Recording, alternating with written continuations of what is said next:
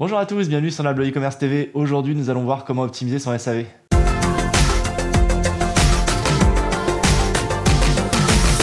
Je suis avec Arthur, directeur commercial de Reverse.io. Bienvenue Arthur. Bonjour Guillaume. Alors, on va parler encore de SAV. Encore de SAV, ouais. Voilà. Et cette fois, on va parler vraiment comment on optimise son SAV concrètement quand on est e-commerçant. Ouais, totalement. Avant de rentrer dans le détail, je pense qu'il faut rappeler que le SAV, c'est deux choses. C'est à la fois la gestion des messages et des réclamations clients, et ensuite la gestion de la logistique retour, qui est donc la gestion de l'organisation des retours en cas de rétractation ou de panne. D'accord. Alors, la première chose à laquelle on pense, en tout cas en SAV, je pense que c'est la gestion des réclamations. Comment on répond à son client ? Ouais, exactement. Alors, tout bon e-commerçant qui a commencé à avoir des premières réclamations s'est rendu compte que finalement, dans les réclamations clients, il y en a beaucoup qui se ressemblent. Et donc, la première chose à faire pour gagner du temps et optimiser en fait la gestion de son SAV, ça va être de préparer un certain nombre de réponses types et d'identifier finalement les problématiques que rencontrent le plus couramment les clients pour leur proposer des solutions sans organiser un retour. Parce que le but derrière, c'est de minimiser le nombre de retours et d'essayer de trouver des solutions à distance, parfois en proposant par exemple sur des produits high-tech, des petites manipulations sur l'appareil que le client peut réaliser lui-même. D'accord, donc c'est vraiment essayer d'enlever tous les points de friction qu'il peut y avoir entre le moment où le marchand, enfin le client va te dire bah, ça marche pas ou il y a un problème. Exactement. Et avant de contacter le vendeur. Alors, pour pas perdre de temps et finalement c'est la solution qui plaît à plus. Mais justement, comment on va faire alors maintenant quand on envoie des mails automatiques pour désamorcer le processus. Par contre, maintenant, il y a un besoin de rétractation, le produit ne marche pas. Ça, c'est une gestion des retours. Ouais, exactement. Comment ça, on peut l'optimiser ? Est-ce que c'est possible de l'optimiser déjà ou pas ? Alors, il y a plusieurs méthodes. C'est un vrai enjeu. L'automatisation finalement du process retour. Comment on fait pour organiser le retour du produit.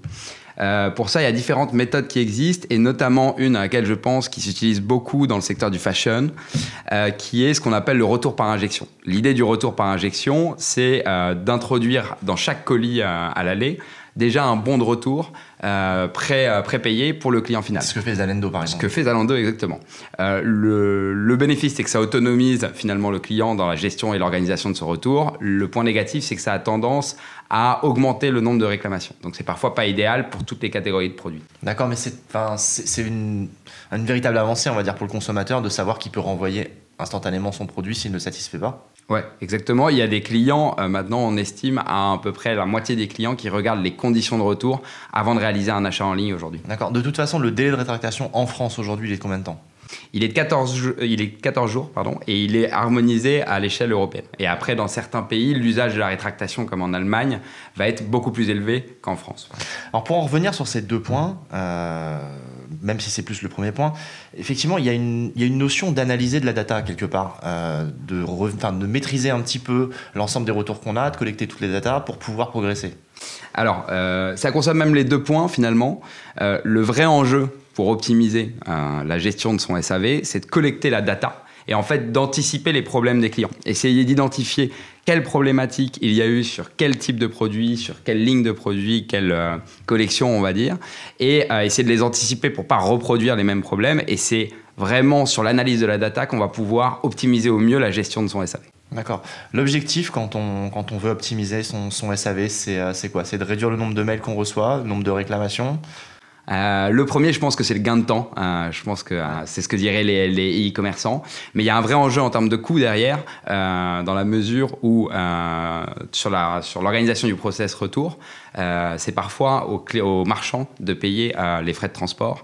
Et de plus en plus, dans la mesure où c'est quelque chose qui se généralise au sein des différentes marketplaces en Europe. D'accord. Malheureusement, ça rogne un peu sur la marge. Bon, exactement. Et merci Arthur en tout cas d'avoir répondu à nos questions. Merci Guillaume. N'hésitez pas à nous retrouver très bientôt pour une prochaine vidéo sur la Blog e-commerce TV. Laissez-nous un commentaire, on y répondra très rapidement. Et surtout, likez la vidéo. À très bientôt.